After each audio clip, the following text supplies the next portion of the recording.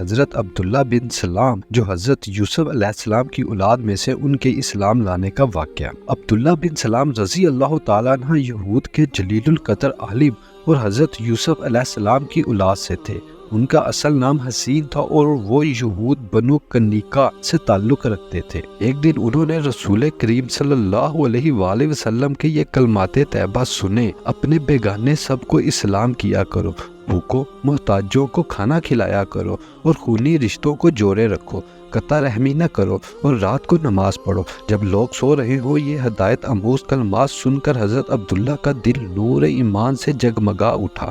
انہیں یقین ہو گیا کہ یہ وہی آخری نبی صلی اللہ علیہ وآلہ وسلم ہے جن کی بعثت کی پیشن گوئی صحائف قدیمہ میں درج ہے۔ دوسرے روز رسول اکرم صلی اللہ علیہ وآلہ وسلم کی خدمت میں حاضر ہوئے اور آپ صلی اللہ علیہ وآلہ وسلم سے چند پیچیدہ مسائل دریافت کیے۔